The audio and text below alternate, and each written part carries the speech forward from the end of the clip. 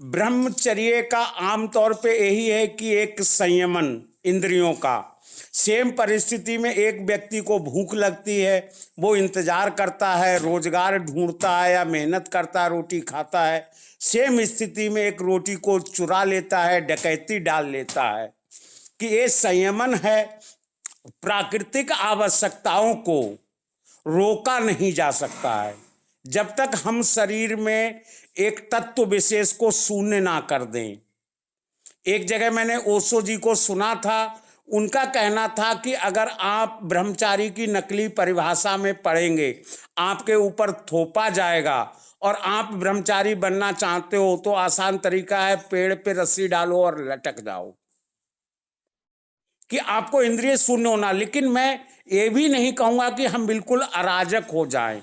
प्राकृतिक आवश्यकताओं के लिए जो प्राकृतिक आवश्यकताएं हैं, जो प्रक्रिया है, वो भी हमारे शरीर विज्ञान के लिए जरूरी है। हम भोजन करते हैं, पानी पीते हैं या जो भी करते हैं, इनका कहीं ना कहीं हमारे शारीरिक, मानसिक या स्पिरिचुअल विकास के लिए एक योगदान होता है।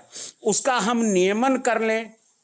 अगर पशु समाज और मानव समाज में हम अंतर देखें, केवल अगर काम वासना इस तरह ब्रह्मचर्य का, तो विवाह संस्था का जो जन्म हुआ वो एक तरह का नियमन है। अगर कोई ये कहता कि नहीं, केवल हम संतानोत्पत्ति के लिए विवाह करेंगे, तो शायद ये पूर्ण सत्य नहीं होगा। ये सारी जो यात्राएं हैं इंद्रियों की, ये शायद आनंद क्या अन्न कोश से लेके आनंदमय कोश तक की यात्राएं हैं। अगर हम अन्नमय कोश को अगर मिटा सकते हैं तो बहुत कुछ बेहतर एक नियमन कर सकते हैं। अदरवाइज हम इनको ही एडजस्ट करें या एक सामाजिक व्यवस्था बनाए रखते हुए अपना आचरण करें। जहां तक बात है कि संतान कैसी होगी, तो मैं समझता हूं कि ओवरऑल जो पेरेंट का है, पर्सनालिटी क्या है, उनकी सोच क्या है, सोच जैसी विचारधारा होगी, जीनोम में वही कुछ होगा। फिर बच्चे का एक अपना होता है। जरूरी नहीं है कि माँ बाप ही संतान को पूर्ण रूप से आमंत्रण करते हैं, नियंत्रण करता होता है। उस आत्मा की भी शक्ति होती है कि वो जो माँ बाप को चुनता है। इसका अगर प्राचीन ग्रंथों में मैं उदाहरण देखूं तो राम, कौशल्या, केकई का आता है। दोनों को उन्होंने, केकई ने कहा था मैं माँ के रूप में पाऊं, कौशल्या ने कहा था मैं तेरा बाल आनंद ले पाऊं।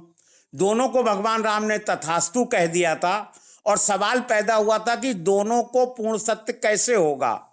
लेकिन महाभारत काल में उन्होंने किया, तो हम मान सकते हैं कि जो राम की आत्मा की शक्ति थी, उसकी भी अपनी एक विशिष्ट पावर थी। एक भैया ने प्रश्न ये किया था, सब कुछ अगर ईश्वर नियंता है तो हम क्या कर सकते हैं। ये ठीक है, ईश्वर नियंता है, लेकिन आत्मा की अपनी स्वतंत्रता है। अगर मुझसे कोई कहे सब कुछ ईश्वर नियंता है, तो मैं इस जीवन की ना तो कामना करूंगा ना कल्पना करूंगा। जो भी बच्चा पैदा होता है, अमूमन हम जानते हैं आईक्यू लेवल पे बहुत कम अंतर होता है मानवीय बच्चों में। लेकिन एक आदमी एक बहुत प्रसिद्ध पुरुष बन जाता है, एक आदमी एक बेवकूफ पुरुष बन जाता है। कहीं ना कहीं जो आत्मा का प्रयास था, वो एक उसकी एक अधोगति कर दी बजाय सदोगति के। बड़ा